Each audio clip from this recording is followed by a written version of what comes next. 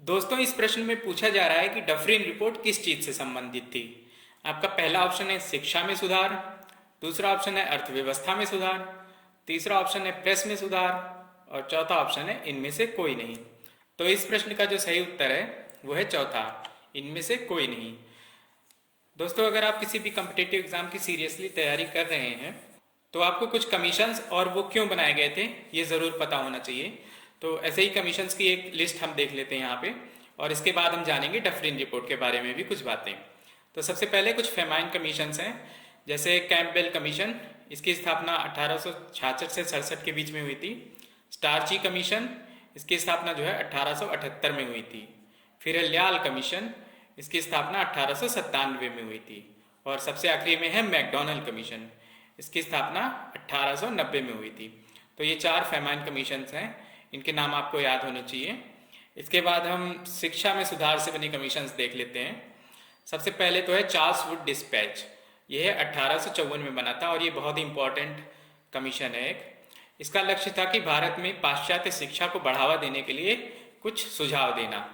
तो इसके सुझाव पे ही 3 यूनिवर्सिटी की स्थापना हुई थी। सबसे पहले कलकत्ता यूनिवर्सिटी, फिर मुंबई यूनिवर्सिटी और फिर मद्रास यूनिवर्सिटी। इन तीनों यूनिवर्सिटी की स्थापना जो है 1857 में की गई थी। इसके बाद हंटर कमीशन आता है, 1882 में इसको बनाया गया था। और ये हंटर कमीशन इसलिए बना था ताकि ये देखा जा सके कि वुड्स डिस्पैच की जो भी सिफारिशें थी उनको जो ठीक से नहीं लागू किया गया तो उनको कैसे ठीक से लागू किया जा सकता है। इस कमीशन के सुझाव के आधार पे एक और यूनिवर्सिटी बनी थी जिसको हम यूनिवर्सिटी ऑफ इलाहाबाद बोलते थे, और इसकी स्थापना 1887 में हुई थी। इलाहाबाद यूनिवर्सिटी भारत में स्थापित होने वाली 5वीं यूनिवर्सिटी थी। इसके पहले 1882 में ही लाहौर में पंजाब यूनिवर्सिटी बनी थी, जो कि भारत की चौथी यूनिवर्सिटी थी। तो इसके बारे में हम एक क्वेश्चन भी ला चुके हैं जिसमें हमने इन पांचों यूनिवर्सिटी के बारे में थोड़ी थोड़ी बातें बताई हैं। इसके बाद आता है रेले कमीशन 1902 में। तो इसका लक्ष्य था कि यूनिवर्सिटीज़ में, भारत की जो यूनिवर्सिटी बनी हुई हैं उनकी कंडीशंस और प्रॉस्पेक्ट कैसे हैं इसके बारे में जानकारी देना। इसके बाद 1917 में सैडलर कमीशन आया था और ये कलकत्ता यूनिवर्सिटी की कुछ पॉलिसीज़ को देखने के लिए बनाया गया था। हार्टॉग कमीशन 1929 में आया था और इसका लक्ष्य था कि भारत में जो शिक्षा का प्रसार हो रहा है उसको सर्वे करना। इसके बाद 1944 में सार्जेंट प्लान आया था। बेसिकली इसका काम था कि एक शिक्षा नीति तैयार करना। तो आप इसमें से जो है सारे ही इम्पॉर्टेंट हैं, और ये चार्ल्स वुड डिस्पैच तो कई बार पूछा भी गया है। हंटर कमीशन के बारे में एक बात याद रखिएगा कि एक और हंटर कमीशन आता है नाम, वो ये एजुकेशनल कमीशन नहीं है, तो यहाँ पे लोग कंफ्यूज कर सकते हैं, तो इसलिए इसका नाम भी याद रखिएगा। बाकी ये भी इम्पॉर्टेंट हैं सारे, इनको भी याद रखना ज़रूरी है। इसके बाद कुछ फाइनेंशियल और इकोनॉमिक कमीशन देख लेते हैं। सबसे पहले अमीनी कमीशन, ये बहुत पहले आया था 1776 में। तो चूंकि इस समय भारत में अंग्रेजों का राज स्थापित हो रहा था, इसलिए इस कमीशन ने भारत में खेती के सिस्टम को लेकर इंफॉर्मेशन गैदर की। इसके बाद आता है निकोलसन कमीशन 1892 में। इसका काम था कि गवर्नमेंट एजेंसियां किस तरह काम कर रही हैं उसको देखना।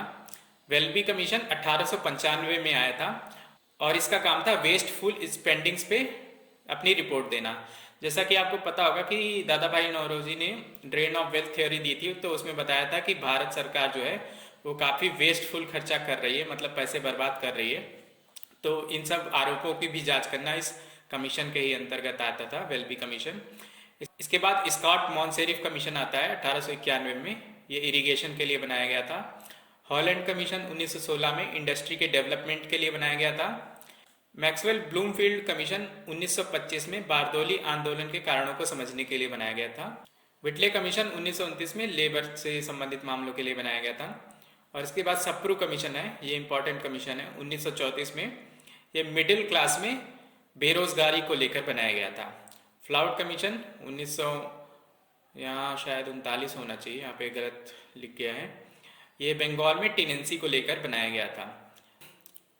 तो इन सारे कमीशंस को आप एक दो बार वीडियो को पॉज करके पढ़ लीजिएगा, और अगर आप चाहें तो हमारे Telegram channel GK with aspirant junction पे भी जा सकते हैं। वहाँ पे आपको इसकी पीडीएफ या फिर ये इसकी फ़ोटो मिल जाएगी, जिससे आप डाउनलोड करके अपने पास भी रख सकते हैं इसको पढ़ने के लिए। तो चलिए अब डफरिन रिपोर्ट देख लेते हैं। डफरिन रिपोर्ट जो है लॉर्ड डफरिन के कार्यकाल में आई थी 1888 में। लॉर्ड डफरिन भारत के गवर्नर जनरल हुआ करते थे 1884 से 88 के बीच में, तो ये इनके कार्यकाल के आखिरी में आई थी। और इस रिपोर्ट का काम था कि बंगाल में जो लोअर क्लास है, मतलब सबसे गरीब किसान होते थे या सबसे गरीब जो वर्कर्स होते थे, उनकी कंडीशंस को इस रिपोर्ट ने हाईलाइट किया। तो इन्होंने दिखाया कि इन दोनों क्लासेस की, मतलब गरीब किसानों और मजदूरों की हालत बहुत ही ख़राब थी। तो ये इस रिपोर्ट की काफ़ी इम्पॉर्टेंट फाइंडिंग थी। जैसा कि आपको पता होगा कि भारत में जो अंग्रेज़ों ने राज किया है, तो उन्होंने अपने राज को जस्टिफाई करने के लिए कई कारण दिए हैं। तो उनमें से एक ये भी कारण था कि भारतीय समाज जाति प्रथा, छुआछूत ऐसे बहुत से दायरों में बटा हुआ है, जिसके कारण समाज में सबसे लो पायदान पे रह रहे लोग, जिनमें ये सबसे गरीब किसान और मजदूर भी आते हैं, इनकी हालत बहुत ही ख़राब है। तो जब अंग्रेज़ों का शासन होगा तो इन लोगों की हालत अच्छी होगी। तो इस रिपोर्ट ने दिखाया कि ऐसा कुछ भी नहीं हुआ है।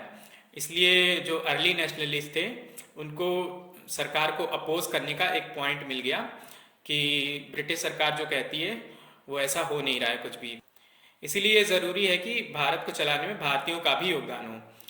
इसी को देखते हुए अर्ली नेशनलिस्ट ने सजेशन दिया कि जो काउंसिल्स होती हैं उनमें भारतीयों की संख्या बढ़ाई जाए। और अर्ली नेशनलिस्ट की इस डिमांड को लॉर्ड डफरिन ने भी सपोर्ट किया, और इसके चलते 1892 में जो इंडियन काउंसिल एक्ट आया उसमें भारतीयों का रिप्रेजेंटेशन बढ़ा दिया गया। तो ये कुछ बातें थी जो आपको डफरिन रिपोर्ट के बारे में जाननी चाहिए। सबसे इम्पॉर्टेंट बात तो ये कि इसकी वजह से 1892 में इंडियन काउंसिल एक्ट में भारतीयों का रिप्रेजेंटेशन बढ़ा। तो मुझे उम्मीद है कि आपको इस वीडियो से काफ़ी कुछ जानने को मिला होगा। अगर आपको हमारा ये वीडियो अच्छा लगा हो तो हमारे science channel curious monk Hindi को विजिट करना ना भूलें। ये वीडियो देखने के लिए आपका धन्यवाद।